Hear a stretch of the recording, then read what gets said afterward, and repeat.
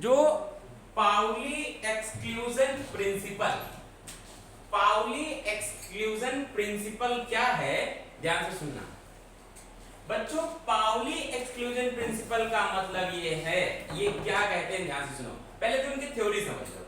ये कहते हैं, ध्यान सुनना, अगर किसी एटम में, सुनना, अगर किसी एटम के किसी सेल में, सुनना सुनना, जैसे ये एटम है बेटा, ये एटम है, ध्यान देना, ये एटम है, इसके अंदर ये सेल है, मान लो ये हमने एटम बनाया, ये एटम बनाया, इसके अंदर मान लो सेल है, सेल होते हैं सभी सेल में, ये इसको क्या कहते हैं, इसको सेल ही तो कहते हैं, ये सेल है।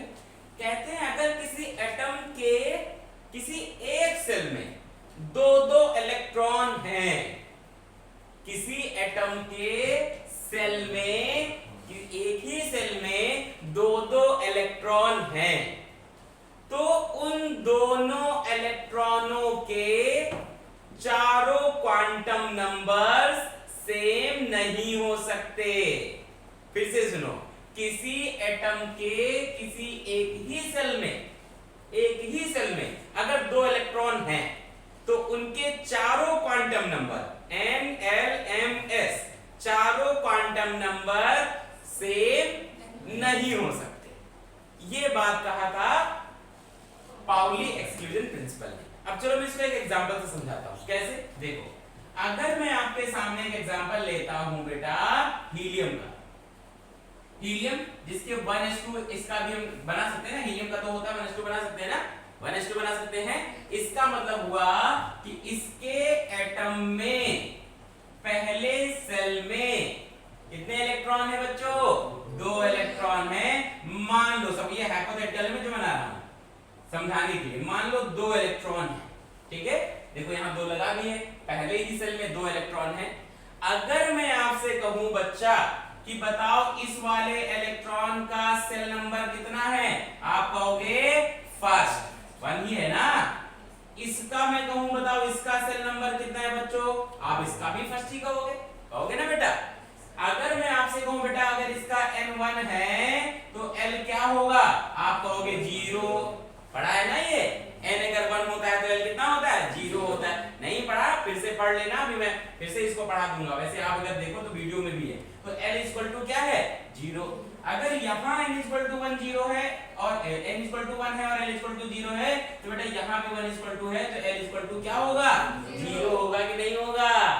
अगर l इक्वल टू यहाँ 0 बेटा तो m इज इक्वल टू 0 होगा ना, तो l इक्वल टू यहाँ भी 0 तो यहाँ भी m इक्वल टू 0 होगा। अब सुनो, s को ध्यान दो, s देखो ऊपर अपवर्ड है ना, अपवर्ड है ना, इसका आप लिख सकते हो +1/2, ये डाउनवर्ड है तो इसका हो सकता है -1/2।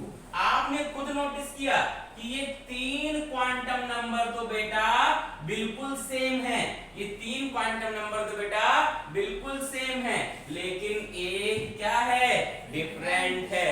हाँ, कुछ टीचर्स ये बताते हैं कि अपवर्ड है तभी प्लस होता है, आप किसी को भी प्लस या माइनस मान सकते हो, ऊपर वाले को माइनस मानोगे तो नीचे वाला प्लस हो जाएगा। अब आप ध्यान से सुनो फिर से इनकी बात, पाउली एक्सक्लूजन प्रिंसिपल क्या कहता है कि if two electron in a same cell then must be different to 1 quantum number rather than 3।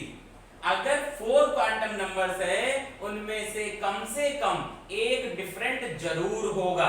NCERT की लाइन है बेटा, अगर मैं आपको ये पढ़ के सुनाऊं तो एनसीईआरटी कहती है कि किसी एटम के एक ही सेल में अगर 2 इलेक्ट्रॉन हैं तो उन दोनों इलेक्ट्रॉन के चारों क्वांटम नंबर सेम नहीं हो सकते। अगर 3 सेम हुआ तो एक जरूर डिफरेंट होगा, और ये बात इस हीलियम से प्रूव भी हो रही है।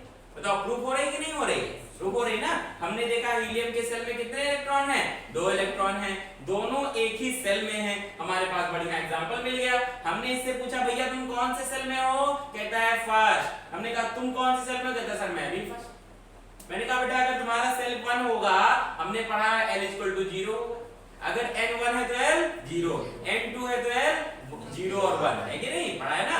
जितना n होता है उससे एक कम l होता है, और जितना l होगा उसके बराबर में m आ जाएगा। तो l बराबर 0 तो m बराबर 0। डिफरेंट कहाँ गया, स्पिन में। स्पिन अपवर्ड है, ये डाउनवर्ड है, एक को माइनस मान ले, एक को प्लस मान ले, क्वांटम नंबर सेम हो ही नहीं सकता। तो बताओ ये क्लियर हुआ कि क्वांटम नंबर चारों सेम नहीं है।